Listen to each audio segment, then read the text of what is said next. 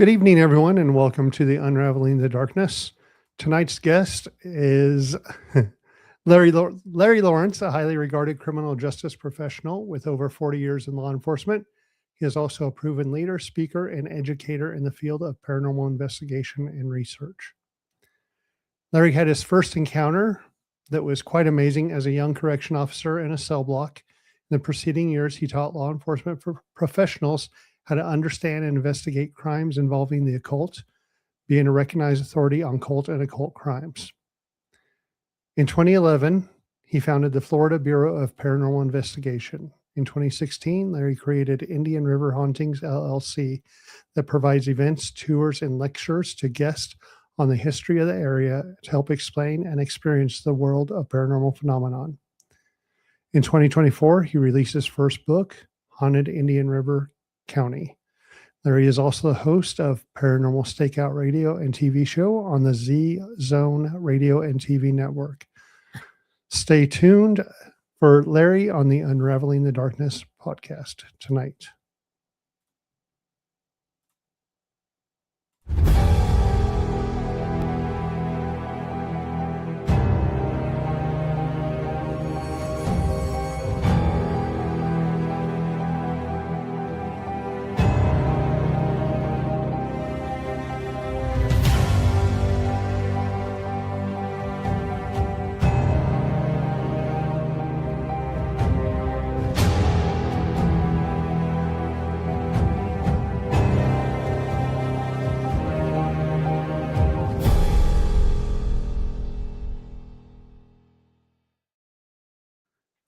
Good evening, everyone, and welcome to the Unraveling the Darkness podcast. It is me tonight.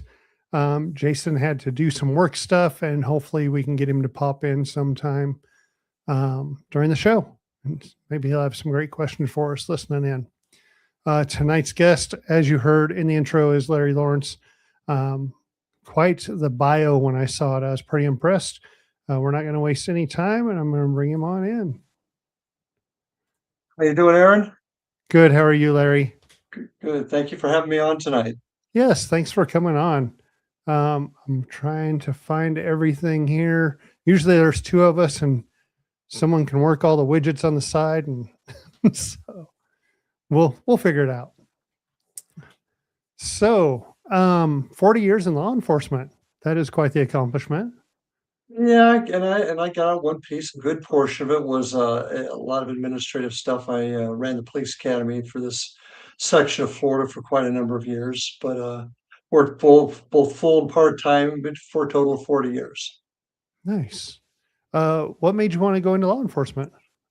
Well, the big joke is my name. Lawrence is my first name with L-A-W, my last name Lawson, L-A-W. So that's always been the joke. Oh, excuse me. But the reality of it is my grandfather was a law enforcement officer. I had an uncle. I had actually two uncles that were law enforcement. My father spent a little bit of time in it. And it's just something that I was drawn to. Initially I wanted to be a pilot. That's really what I wanted to be growing up. But as life takes its turns, water seeks its own level, so to speak. Law enforcement was where I was supposed to be, and had a great career. Wouldn't trade it for anything. I've got a daughter that's following me in the footsteps of Clay County, Florida. She's a deputy sheriff there. So, well, great. Well, thank you for your service. Let's talk about the paranormal. That's what we're here for. That's what we're here for. When did you realize you had an interest in the paranormal? Well, my story really began as an adult, but growing up, I had a mom that was really into anything unusual. She was reading all of Eric von Däniken's books, with Chariots of the Gods, that type of thing. And so I've always had an interest, but it was always kind of in the background. It really wasn't until I was an adult. I was just 20 years old. I got my start in law enforcement as a corrections officer in the Dade County Jail in Miami. And hadn't been there but maybe 6 months at the time, maybe a little less. And they'd called me up to work one of the floors. Now, the Dade County Jail was 10 stories tall, so it was a huge building. And they sent me up to the fourth floor. And I got stuck sitting in the booth. They were short on the floor, so they sent me up from the base floor. And I'm sitting at the control booth, and to give you an idea, there's a lobby in front of the secured glass booth, a lobby, an elevator, and then you could see three wings, one directly in front of me and two off to the side. The wings went down to another barred door where there was a catwalk that walked all the way around the floor.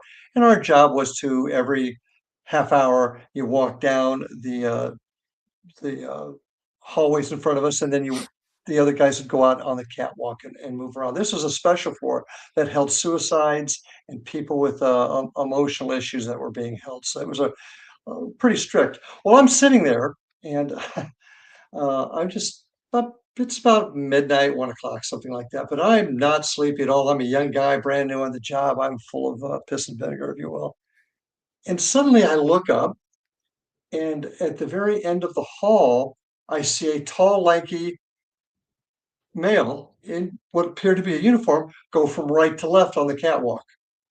Nothing see-through about it, nothing wispy. My first thought, the lieutenant's come up the back stairs, going to catch us sleeping or whatever.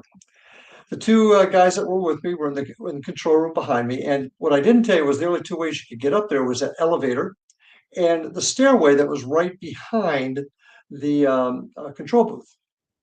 So those two guys went out the back control booth. One went right, one went left, went all the way around, came back, said, Lawson, there's nobody out there. And I told him, look, I saw what I saw down there. There was somebody that walked by. And the both of them, two old Cuban guys, looked at me and said, this place is haunted. This stuff happens all the time. And what was an interesting part about that too, the cell block right in front of me was the suicide watch. And I had actually gone down there and checked it. And there was one cell that had a place in it. And back in those days, they didn't have a whole lot of things in there. They couldn't even have regular sheets for fear of them using them to harm themselves. Sure. So I walked down and I came back. Oh no, I walked down there and checked. A little while later, another guy walked down there and went in front of one of those cells and came back with a folded sheet that was sitting in front of a cell. And they said, how did that get there? I said, I don't know. I wasn't there when I walked down. That cell was the last person that hung themselves with a sheet, was that cell. And that's the same hallway that I looked down and saw the figure going by.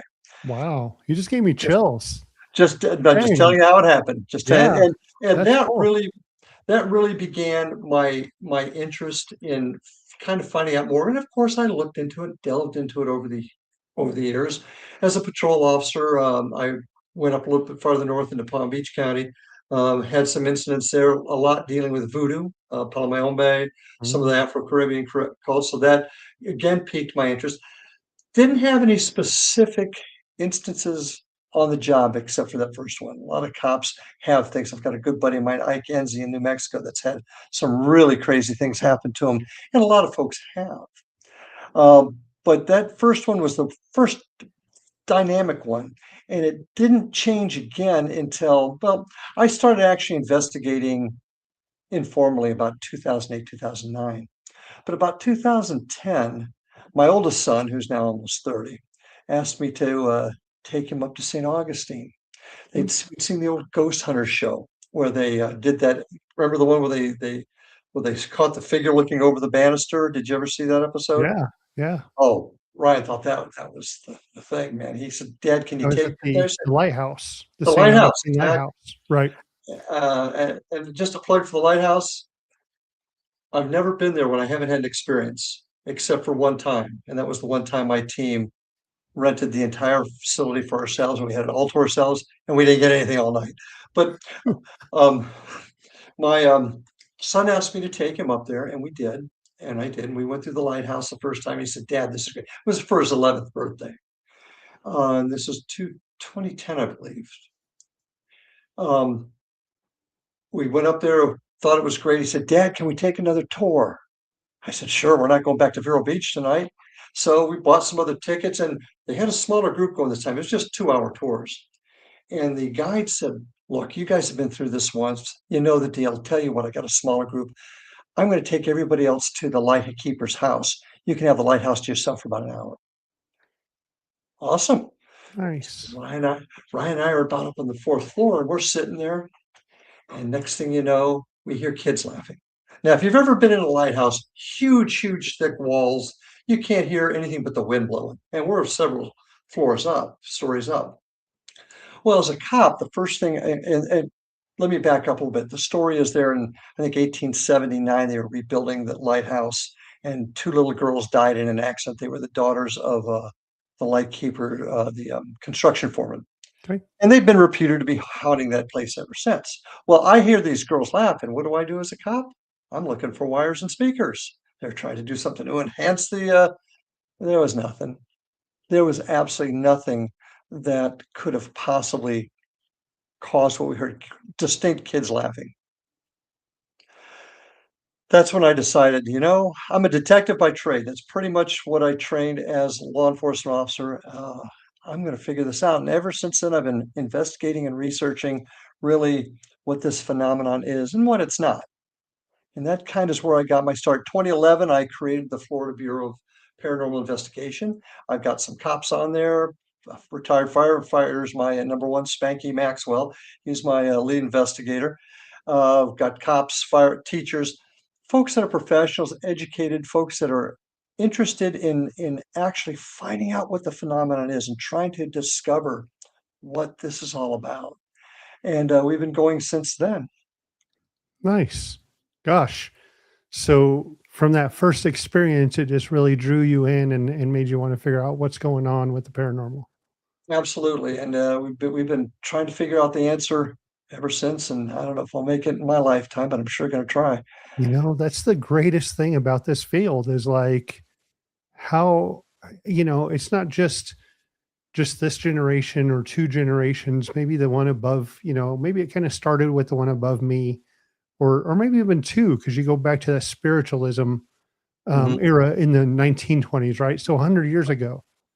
But they didn't find it out then, and we didn't find it out through the 1900s, which sounds really weird saying the late 1900s, Yeah. uh, you know, and then now. So, how long is it going to be before we truly find something tangible in this field, right? Something that we know scientifically this is what causes paranormal phenomena. And I don't know that we ever will. Maybe we're not supposed to. I've got to believe, though, that, the good Lord gave us the ability to think and the ability to investigate and the curiosity to go forward. So I've got to believe that's part of it, that maybe we are supposed to, maybe we aren't. I don't know what that answer is. I don't think anybody knows what the answer is. And I'll even take it a step Right? further. I don't think anybody really knows what the phenomenon truly is. I would have to agree with that because there's you have like sub phenomenons, right? So we go paranormal field, and anything that's not normal falls into this. So we go aliens and cryptids and spirits and ghosts and all this stuff. Now let's just take spirits, and we have disembodied voices, and we have EVPs, and we have Mhm. shadow figures, and so there's all these subcategories. So when you figure out one, if one ever gets figured out, there's still many more, right? Lord, absolutely. And that's, you know, there's a lot of folks out there. There's folks like us who realize there's something out there, and there's some folks that are just totally, oh, it's all made up. It's all your imagination. But the truth of the matter, Aaron, is since the dawn of man, regardless of the socioeconomic level of a society, of a group of people, their religion, their religious beliefs, their upbringing, their education level, their monetary level, their economic level, everybody in all those levels have experienced things over the hundreds of years. So to say that it doesn't exist, that there's not something out there that we haven't figured out yet, is as crazy as saying every knock you hear in the middle of the night is a ghost. The answer's truly there in the middle, and that's what we gotta find out, and how we're gonna do that, I'm not sure yet. Yeah. Um, a I q want to, we have a comment over here, and I think this is a great comment, and this is going to take us somewhere, and we'll get back to your story. Okay. Um, Heather is asking, can we weigh the soul?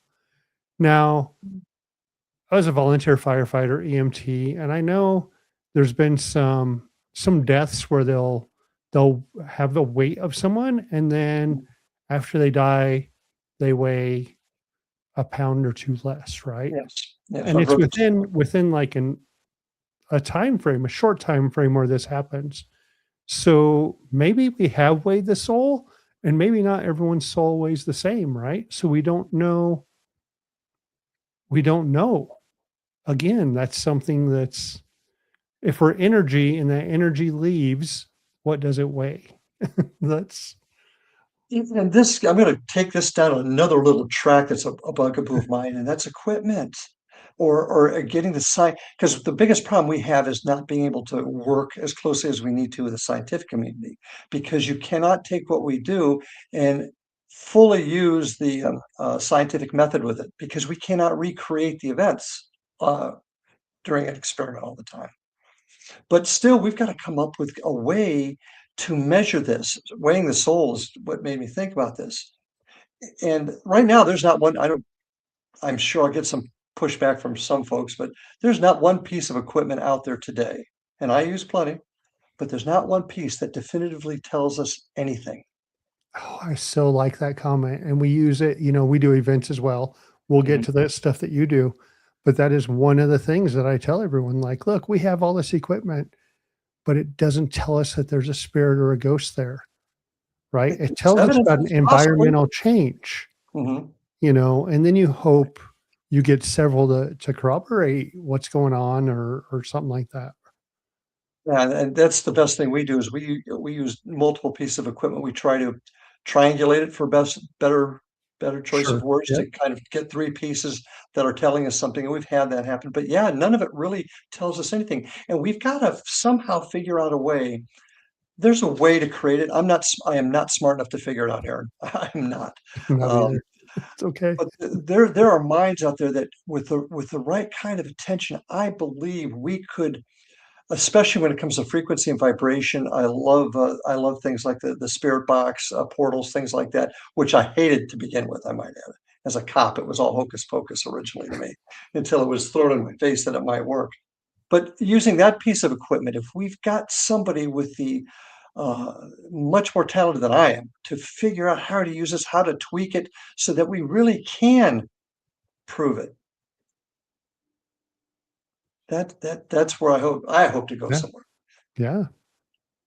Yeah. Such a cool thing, and I think the research, we need to share the research. There Oh needs my to be God, yes. somewhere, a site or something where we actually share what's going on. Everyone is out for themselves, and that isn't, Oh you my God, know, you're singing my tune there, my friend. isn't anything. We my group, and the Unraveling podcast, like, we're totally about para-unity, right? And it's a word that's thrown Absolutely. around.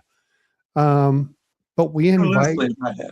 we had a collab event where we invited 12 teams to Mhm, investigate one place, mhm. and my big thing was, don't hang out with your team, hang out with other Good teams. point, good You may point. teach them something, you may learn something different. I think it's great when there's that many that can get along in a large place and move through a building and see how things change and what happens. Yeah, several years ago, I actually tried that and couldn't get anybody interested. You know, we talk about para-unity, and a lot of people will agree with us, but putting into practice is tough because there's still too many people out there that are, "Oh, this is mine, you can't have my evidence because it's mine," or, "You can't come to this place that I go to because it's mine." We gotta Gatekeeping. stop that. I'm sorry? Gatekeeping. Yeah, it's horrible. Now, in Yeah. law enforcement, this is, a lot of what we try to do in our investigations is conducted like we would conduct a criminal investigation. And that's another interesting thing I hope we can get into tonight. But Mm, um, when a homicide occurs here in Vero Beach, and the homicide occurs, say, in Portland, Oregon, there's some differences because laws are a little different, some procedures are different. But essentially, Aaron, we investigate a homicide the same way in Portland as we do in Vero Beach. Why? Because we have training and we have standards and we have structure. That way, if the serial killers, one of the things I spent some time working on, Serial killers do a lot of the same things, and agencies were able to share information from their investigations, collected in a similar fashion, and use them to help solve other cases across the country. That's what we need to do in our business. We need to share information. We need to come up with a way that our standards are similar, not exactly the same. People get all upset with me because they're telling me how to investigate. No, but there's got to be some standards that allow us to share information and have it considered to be standardized so it's considered legit over several places. I mean, you being out in Wyoming and having an investigation here, wouldn't it be great if we had some sort of commonality between a case that we're working on? Oh yeah. That's how we get data, and Yeah. data is how we solve issues. Yeah. Sorry, it's my soapbox. Sorry about that. Okay. No, we're all about that. If you just want to talk and you want to go somewhere, we're happy to go that way too, usually. Um, yeah. And that goes back to sharing that information, right? And being able to have somewhere to do that and also see other people's information to know if it goes along with yours. Well, as I said, we tried to do that, and nobody was interested. We called it the International Bureau of Paranormal, IBPIR. Investigation and research. And it was designed, and I put it out there, it was designed for folks to just share information, put it in there. And I got maybe 4 or 5 groups or individuals that did it, but it just died off because there just was no input. And so that's why we got to figure out a way to just stop talking about it actually as a, I don't want to say a profession because that's not correct, but a group, a field to do this and do it willingly and help each other. Yeah. That's what we have to do. Yeah. We're going to come back to you. So we will both step down off of our soapboxes. So you started, when again did you start Florida Bureau of Paranormal Investigation? That began about 2011. Some time went on, and I assume you're going to our Indian River hauntings. Is it? Nope. I'm just going to Oh, stick with okay. the Yeah. Okay. FBPI group Yeah. and really want to get Yeah. into how you found other professionals, um, other law enforcement guys and firefighters and teachers and stuff. Because you said you have all these people in your group, found that they were interested in this as well. Because Well, go ahead. I'm sorry. it's that, it's kind of still that taboo thing, like, oh, you investigate the paranormal. Not anymore. Well, That's not so much anymore, but yeah. even 10, 15 years ago, it kind of was. Oh, you're Uh, weird because you do that. it was changing. It really started changing. What's interesting, and I'll give a plug. Honolulu, Hawaii. This is about 10 years old now. Honolulu, Hawaii began to put out a series of YouTube videos of the paranormal experiences their officers had in precinct houses on patrol. They did a whole that you can still see them on YouTube, and it's fantastic. Cool. And really, things started changing about back then. And you're right. Back when I first started, you talked about this. You kept it quiet, otherwise your lieutenant would send you for a psych eval. So that's true, but it's really changed. Law enforcement officers began to talk. One of the positives about the paranormal getting into the mainstream on TV, and there's a lot of negatives people talk about, but one of the positives, it made it a lot more mainstream. It did in my profession. Suddenly, cops started talking about their experiences. They started sharing with each other. Some books have been written on it. And now folks talk about it regularly. And that's kind of what happened to me. For example, when I retired a couple of times, but before my second retirement, I went back to work as a detective, police officer, then detective in the little town of Fellsmere. I'll give it a plug, probably the most haunted spot in our neck of the woods here. And when I got out there, folks found out what my side gig was and said, "Oh, you've got to go talk to this person or investigate that thing." And next thing I know, I'm talking to people. I'm bringing my crew out there, and man, that place was insane. The evidence that we were getting, it almost was like a laboratory for us for several years. Um, During that time, one example is a guy that's a good friend now. I knew him from the sheriff's office in one of our local areas here. drove prisoners through there, and he'd always stop at the local restaurant in Fellsmere to eat. And he kept talking to me, and he kept talking to me. Found out that his wife had heard we were doing some events, brought his wife, and now he's my tech guy. Tom, if you're listening, that's you I'm talking about. Firefighter is another friend of mine. My lead investigator is a firefighter. When I ran the police academy, he was a faculty on the fire academy that was in our facility. And same thing happened there. We knew each other, and his wife brings him to one of my events, and oh, Spanky, Larry, and it took him one investigation, and he found out that this was for him. And cops have experiences, Aaron. We're in place, cops, firefighters, EMTs, ER docs, nurses. We're in places where lots of emotion, a lot of tragedy occurs. And that does lead to events happening. And for years, like I said, we didn't talk about it, but now everybody talks about it. And folks hear about me, they hear about what I'm doing and my background. And I've gotten a lot of folks that have been on our investigations and want to work with us more, and they're law enforcement folks. So Nice. I do want to give a shout out to one of our watchers right now, Paranormal Triage. We had them on the show. Firefighters, they have love to their talk to you own guys. place over their own stuff. Hawaii has a lot of cool culture and beliefs. Yeah, it's such a cool place too. So, And I'd love to start an organization for firefighters and cops that are interested in this field. So Paranormal Triage, if you're interested, let me know. yeah, they can find Florida Bureau of Paranormal Investigators over there on Facebook. You had commented on one of our posts looking for guests, and I reached out, and you got back pretty quick. So they're going to look you up, and they can look you up as well. Good. So you started investigating places as FBPI. What are some of the places you investigated when the group got started?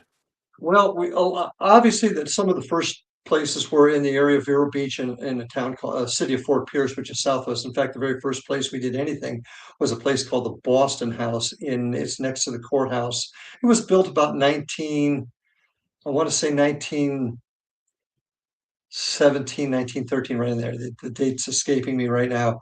And that was interesting because the second sheriff of St. Lucie County, the second elected sheriff of St. Lucie County, had built it. He did work on Flagler's Railroad, had quit that after he had an accident, became the sheriff.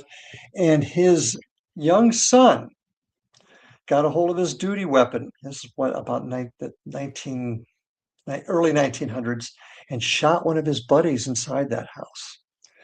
That place has had all kinds of experiences in there. And a gentleman that taught the legal section of the academy when I was the director there, he owned the building, and so he got me in there, and we began.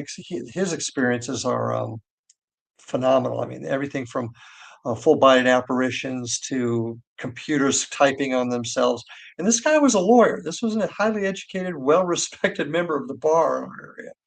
So we began investigating in there, and that's really the first place we started.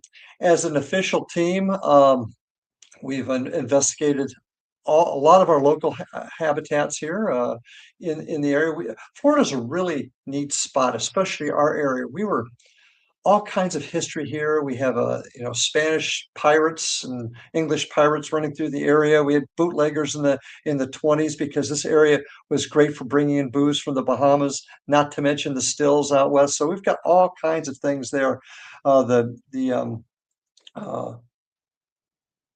Boston House is one of them. The Sunrise Theater in Fort Pierce, up in the Vero area. The Holstrom House, Waldo's Secret Garden, which is the home of the guy that really put Vero Beach on the maps, haunted as all get out. The Driftwood Resort, where I run a lot of my tours out of there, is very haunted. And we started working here and investigating all those places. Fellsmere, the old school, the Marsh Landing restaurant. And we've expanded since then. We've been up to the Chambly Hotel in New York. We've been to the Hinsdale House in New York. We're heading up to Savannah, Georgia this summer. Nice. All over Florida. We're pretty well branched out now. I'm jealous. Savannah is on my list, and I hope to get there one day. Such a Uh, cool place. Well, I hope you know that you have an open invitation to come on down to my neck of the woods and join us on an investigation, you and Jason. We have been doing this show for a year, over a year and a half now. And of course, we invite everyone out this way, and we get so many invites. We need to take a couple months off and just do like a big paranormal road trip. To us in February. You'll appreciate it, trust me. I have cruised out of Florida in March, and it was beautiful just going down there in March. So, Where did you go out of? And I got a reason for asking that well, question. we did two out of Florida. We did a paranormal cruise with Hot and Nights. They're out of what's Twisted Realm Paranormal out of Virginia. Mhm. And so we cruised out of Tampa. Tampa, And okay, then we did one with some friends, and we went out of Miami. okay. Um, man, The reason I asked the cruise port out of Miami is absolutely amazing. We were on Virgin, and they leave later, so it's nighttime, and the city skyline and the lights and all the stuff, and such a beautiful town at night. Yeah, Miami is right. The reason I'm asking is Port Canaveral, which is actually the largest cruise port in the state. That's the home, of course, Cape Canaveral, Oh yeah, and the launch pad that was the site of the disaster of Apollo 1 way back in the 60s is said to be very haunted. see, that'd be cool. Hmm. That'd be a neat place to investigate. Probably can't get in there though, I'm right? working on it. I'm working on it right now, but it's yeah. Right now, it's kind of tough. So some of these places are always a work in progress until you get in, then you're Mhm. like, yay. So you have your team and you decide that you want to expand out and start to show regular people what you do, maybe show them haunted locations and tours and events. And what did you do? Yeah, that's kind of how what happened there is, as I mentioned, we got out to Fellsmere and everybody found out about our side gig, and then next, and we're finding stuff, and people are realizing we're finding stuff. If I chronologize a lot of this in the book about how that kind of developed, and next thing you know, I'm getting, hey, can you do a tour for the Rotary Club? Hey, can you come talk to us? At our club meeting. And after a while, I was really realizing that, like cop shows, people watch cop shows and they automatically think that we can lift a fingerprint at a crime scene, look at it, maybe taste it, and know who the suspect is. Well, the same thing was happening with the paranormal. People were watching the shows and they really thought that you were there 5 minutes and you got all the answers. You and I both know that's not the reality. Right. So my first desire when I started doing the tours out in Fellsmere and then on the beach in Vero was to kind of not only show people the history. History's so vitally important for two reasons. A, what we do is all drenched in history. You're not when you speak to somebody who's on the other side, they're not here now, they've been here in the past. So understanding the history, where they may have come from is important, but also teaching folks about the rich history that's in our area here. And it's a lot of people. I like to say on the tours, people look at Florida as sand, sun, and mouse ears. They don't realize the importance Florida had in the development of our country. And so I like to talk a lot about that. So that's how the tour started going. And then yes, I did want to start teaching people about what the paranormal is and what it's not. So we began to do events. Our signature event is called Dinner and a Ghost Hunt. We normally do it out in Fellsmere, where we have dinner and a presentation at the Marsh Landing restaurant. Then after that, we break our guests up into groups, and then we take them to the old school, which now serves as City Hall. Old school is built in 1916. I'd love to tell you more about that, but I know we don't have time. And the Marsh Landing restaurant, a couple other spots out there, and we show folks what we do. We show them that, and sometimes we get stuff, and sometimes we don't. And that's part of the lesson. It's I like to talk about paranormal investigations like police stakeouts. You watch it in the movies or on the TV, it's excitement every second. But the reality is it's hours and hours, and then you might get 30 seconds of excitement. And paranormal investigations no different. So that's part of the lesson. In fact, we've done a couple of Paranormal 101 courses we've done out there, and try to teach people our techniques, or and learn from other folks also, but also give them an idea what this field really is and what it's not. Yeah.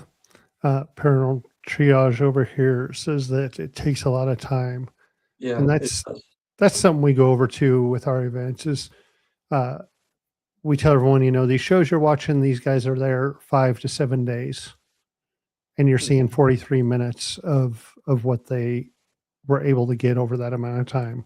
So if we Mhm. get anything tonight, y'all are very, very fortunate, you Yeah. know.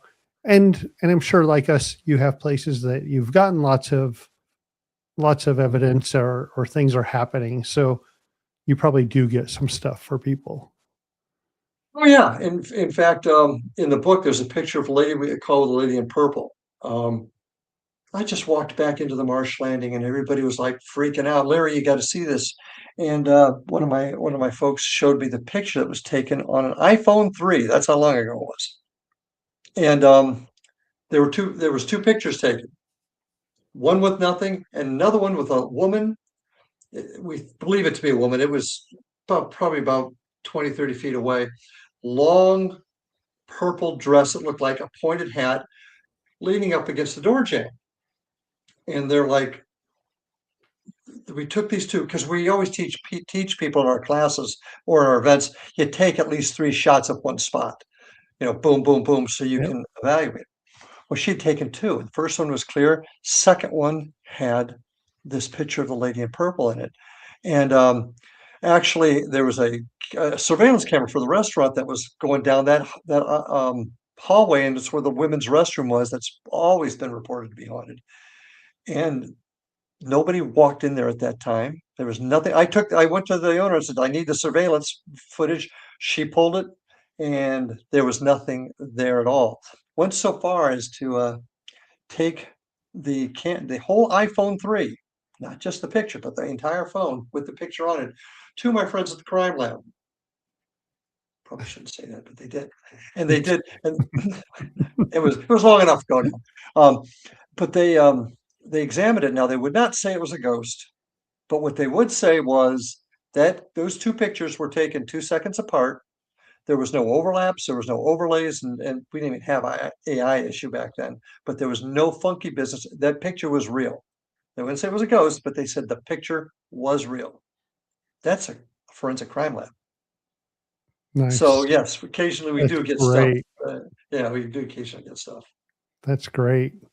So you're doing, as Indian River Hauntings, that's where you're doing the Call that events my and outreach. everything. I call it the outreach of FBPI is Okay. Indian River Hauntings. It's our outreach program.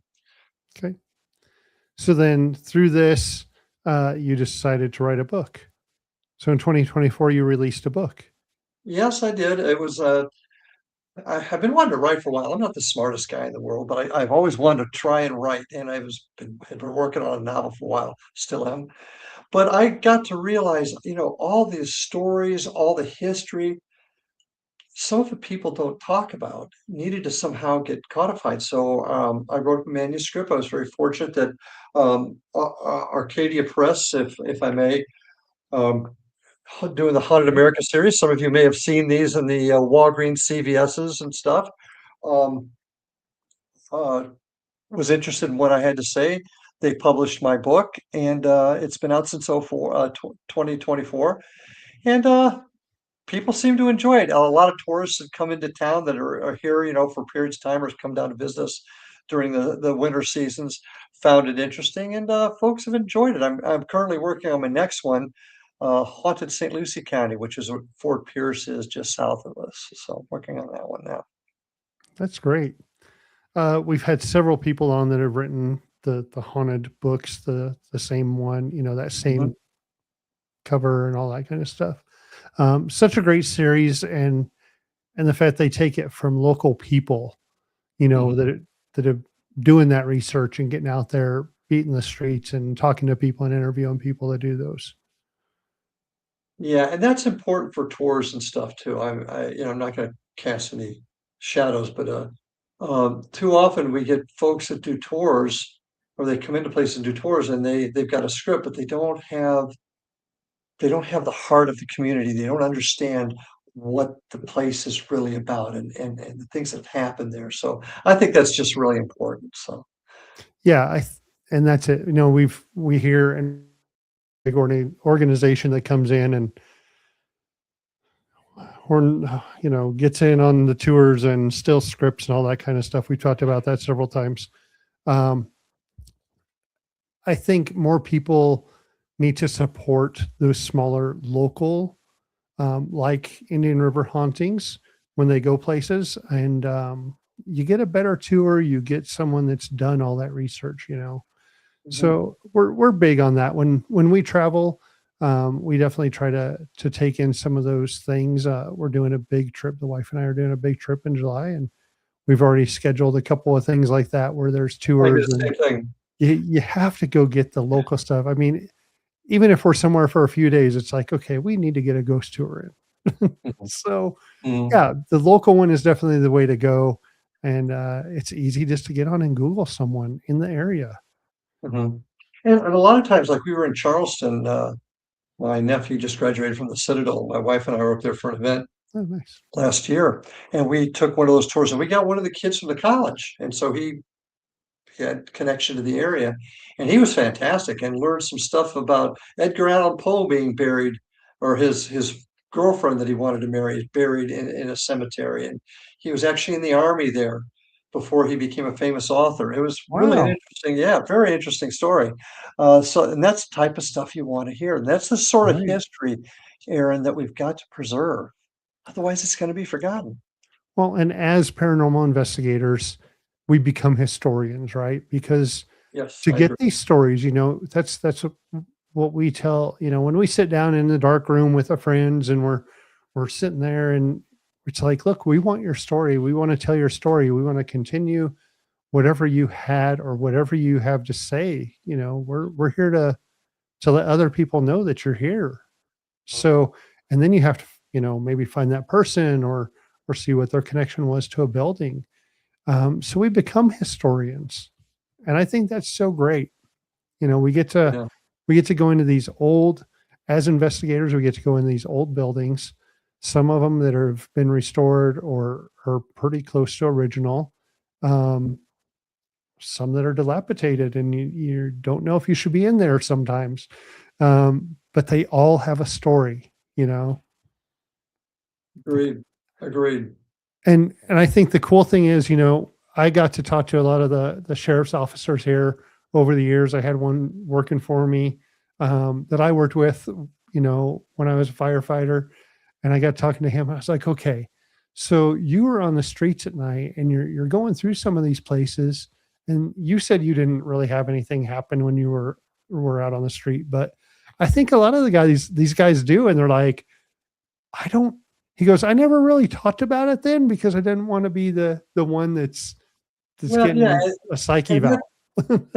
exactly. And there's things like, you go to a call and something just says to you, wait for your backup to get there. Hmm. Or you stop a car at 3 a.m. and something just says, wait till your zone partner comes by, give them a call. It's just something in the back of your head. You always wonder if that's what it is. And certainly, going to burglary call or burglar alarm calls in the middle of the night, and you open it up, there's stuff in the middle floor. Plenty of stuff like that has happened, but you can't definitively say it's the paranormal, but it makes you think. Now, as a trained law enforcement officer, do you get that feeling during an investigation? Now, Oh God, yeah. I know we talk about, everyone kind of gets this feeling, but is it a little different because you have this training of, you know, learning how to tell if people are lying, or Oh learning yeah. how Or- to try to see something before it's happening. The same, that's the same as a firefighter. You're reading the Mhm. building, right, Oh to see sure, what's yeah. going to It's happen, no different. but you're reading people and environment as well. So, do you think that training helps in an investigation? Without question. Without question. I mean, for starters, you look at everything. I won't say cynically or skeptically, but you look at everything, complete broad view of it. You don't take anything for granted, but you feel things too. You just get a gut feeling and you know when something's up. And that certainly has happened many times in investigations. You're talking about seeing how people lie. Before we do an investigation at a residence, and we don't do a lot of residents, but before we do, Spanky and I, because he is a retired fire lieutenant, we go to the house, and there's times people are telling us stuff's going on, and no, no, because you can tell they're lying.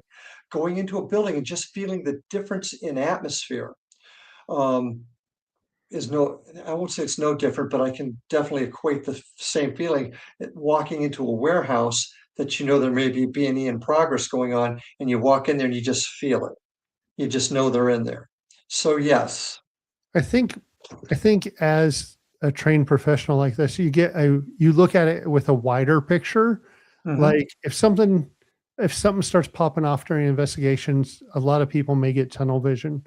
But I think that we tend to still look at it as a broader picture to try to Training. catch the other stuff.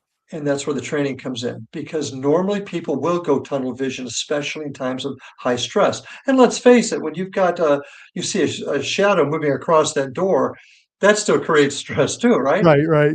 And a lot of times people get that tunnel vision. The training has helped yourself, myself, the guys at Paranormal Triage.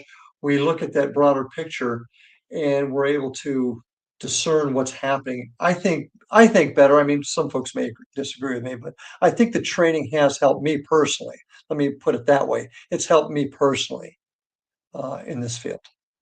Yeah, I think it can help. It helps all of the people that do this, right? Because then we can pass that on to the rest of the team, and your team is a little more diverse in that and able to catch maybe more because of everyone that you have on there. I think it's Mhm, good that, hey, while this is going on over here, this was happening, and mhm. they may not have seen that. So, where can people find your book? Okay, well, you can find it. It's on Amazon, Amazon.com, Indian River Hauntings. You can get it through my website. You can also get it. I think Barnes and Noble has got it. Books a Million. Well, Books a Million down here. I don't know if it's kind of a local book, but you can get it. Amazon's probably the best place to get it on Amazon Books. IndianRiverHauntings.com. It's I think um, they have it at different prices at different times. You know, Amazon is, but that's probably the best place for your listeners to get it if they're not in our area. Okay. Um, bucket list place. If there was one place that you absolutely want to go investigate sometime whenever you were able to, where would it be? Does it have to be a place that I've never been before? Um, yeah, because if you've been, it's no longer on your list, right? It's no longer on Well, a it bucket isn't, and list. it isn't because my first thought is Gettysburg. I've been there twice now, and I haven't seen enough of it yet. I've Okay, been there twice now too, and I agree. there Um, you go. I Um, watch our show in 2 weeks. I heard you talking about it on one of your other shows, so I will be listening. Yeah, we have a great guest coming on that's going to talk about Gettysburg. Is I it just booked him today. Mark Nesbitt by any chance? Mark has been on the show. Oh, he's been on my show too. He's great. Oh, I love Mark. Yeah. We actually were July. Okay. So all of our watchers have heard this story so many times, but I went out in 2020, and then this year my wife didn't get to go there. And I was like, hey, let's go back to Gettysburg. I want to take you to Gettysburg. She's like, okay. And then we put it out to our team. So the whole team went. Mhm, It wasn't planned like that or to go investigate. Of course, we did for several nights. Um, Such an amazing place. When you come into town, like you just feel the energy. It's mhm. it's so powerful. I could talk about Gettysburg for hours, but our guest that we have in 2 weeks is going to talk about Gettysburg the whole night. So I will be listening. I will be it's listening. I've become a fan of Unraveling the Darkness. well, So, thank you.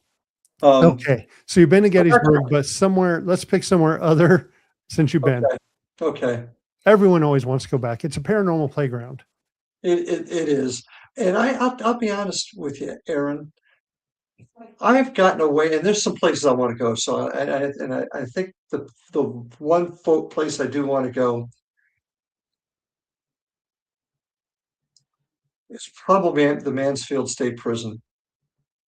I'm from Ohio originally, Okay. and I've not been. Yeah. My brother has, so I want to go to Mansfield State Reformatory. It probably tops right now. There's several other prisons I want to go to. Prisons is really where I I'd Sure. like to spend some time.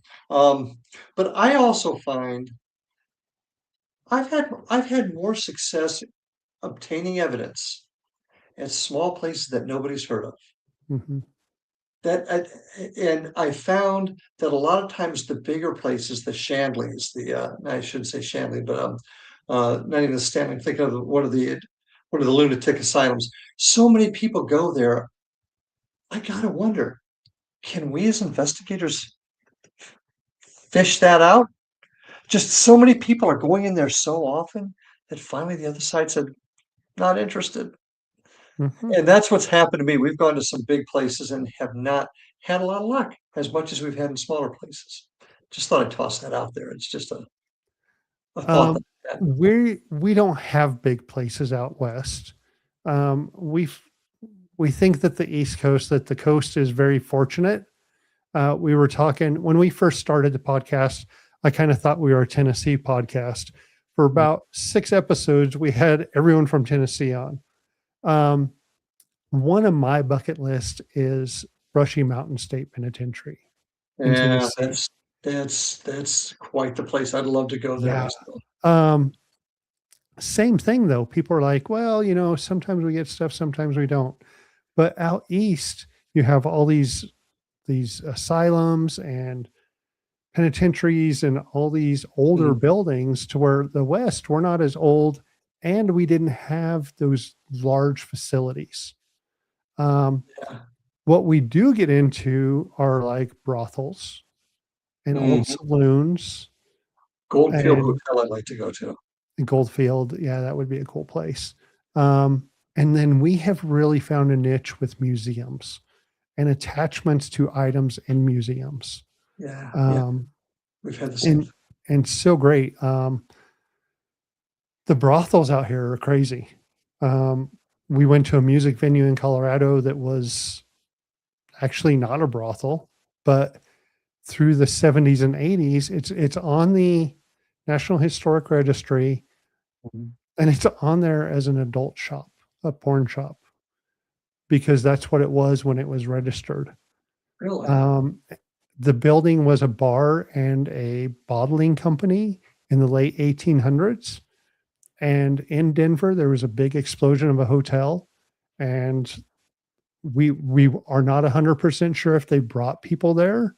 It was like a block and a half away, but the maintenance man was actually arrested in there that was taking care of the boiler in the hotel that blew up.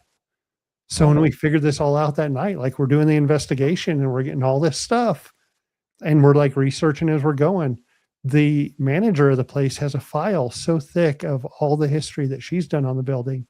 And she didn't even know about that. And she's like, she's looking as we're investigating. She goes, that explosion happened and we were getting fire and firefighter and all this stuff over the oh, spirit box. And her and Michelle from our group are looking and they're like, he was arrested in here.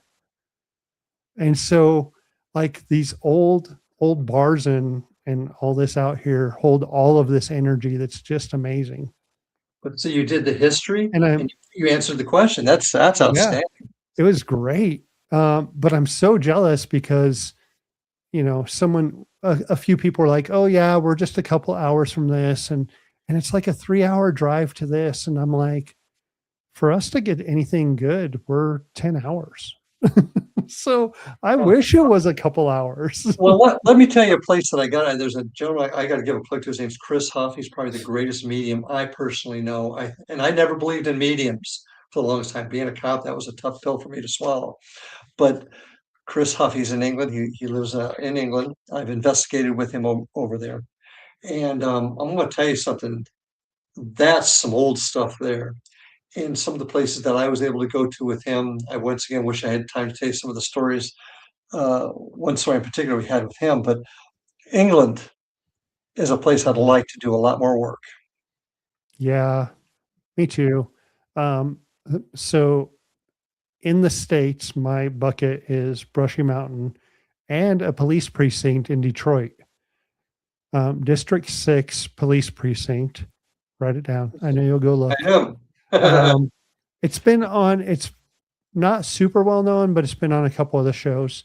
Okay. And then overseas is Ireland, Lep Castle. Oh, yeah, I went to Lip Castle, yeah. I Yeah. would put that in with the England part of it, yeah. Yeah. So, yes. Um, do you prefer equipment or just to go in and kind of fill it out? Well, yes and yes.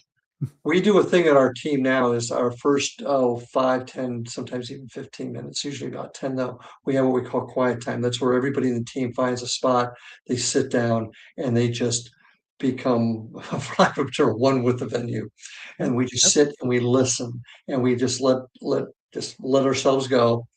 Uh, and then everybody takes a piece of paper and any thought that comes into their mind, they write it down. Hmm. And we save those to the end of the investigation to compare with what we got that night. So we like to do that because I'm as sensitive as a fence post. I equipment is probably the one thing is important to me. I'm not good friend of mine used to say I had a stick up my butt because everything had to be just so proper with equipment.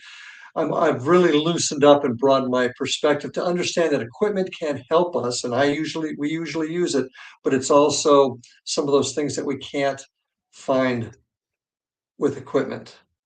Unfortunately, the stuff that we can't find in equipment, feelings, events, a breath of air that's not captured on camera or something like that, you can't really use as evidence, but it does help you understand that something is happening there.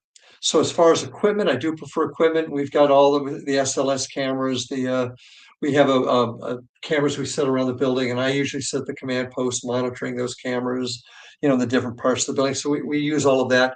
My favorite piece of equipment, though, I have to say, is a thing called, I hope so, Paranormal Triage, ghostguy59@gmail.com. Ghostguy59@gmail.com if you wanted to email me directly. Sorry, I You're saw good. that they had to run. Yeah. Um, is the EDI Plus, are you familiar with the EDI? I've seen it. We don't have it. I don't think they're made anymore, and it's a shame because this is the EDI and then the EDI Plus. The EDI Plus has a function on it that does EVP. I'm sorry, EMF. I'll get it out. It does. It's a geophone that measures vibrations, barometric pressure, humidity, and temperature. In this, you can put an SD card. And we sit at one spot, and let's just say, for example, in this room, we suddenly get what we think is a voice, or our dowsing rods react to something, or we're getting another piece of evidence. I can take that EDI, I take it home, I put it in the computer, and I graph it. And at that time of that we had that other event happen, on the EDI, I've got a humidity, an EMP, EVP, or EMF, I'll get it. EMF hit, vibration, a temperature change that happens at the same time we had this other event. That's called evidence. That's the stuff that you can really look at and draw some conclusions from. So the ED Plus is my favorite piece of equipment. But we use all the stuff that you guys do. Nice. Well, we're coming up on an hour. It's been great. I know it goes so quick. So I talk too much. I apologize if I talk too much. No, you're great. That's why we're here. We're here to learn about you and your group and what you guys do. And you covered all that very well. Thank you. Everyone, you can get the book. You want to hold that up again? Well, yep.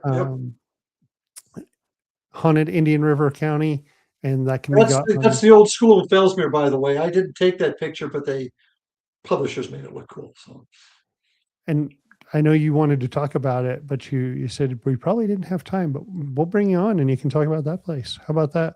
I would love to, because Maybe a few stories out of the book. Just cover it's some general cool things. stuff. It's some cool stuff that has happened there. I'd love to come back. So look for the book on Amazon and you can get that over there. And Larry, thank you so much for coming on tonight. Thank you for having me. I really had fun. I appreciate you inviting me on. Great. I'm going to throw you into the green room. I'll catch up with you after I close it out. Thank you much. Well, everyone, thanks for coming and watching tonight. Larry Lawson out of the Florida Bureau of Paranormal Investigation, and it's quite a mouthful. Sounds like they have some great places to investigate down there. Indian River Hauntings, if you're ever in that area of Florida, check out Indian River Hauntings, get a tour, or go on an investigation with them. Thank you, everyone, for coming and watching the show tonight, and we look forward to seeing you next week. Unraveling the Darkness would like to thank Horn Paranormal Research for sponsoring our show. If you're craving more paranormal content, don't forget to check out our YouTube and Facebook channels at Way Out West Paranormal and Unraveling the Darkness. You can catch all of our episodes of Unraveling the Darkness on Apple Podcasts, Facebook, and YouTube. Be sure to like and subscribe as it helps others find the show and join in on the paranormal fun. Thank you so much for tuning in. Until next time, keep your lights on, stay safe, and remember, the truth is out there, and it might just be closer than you think.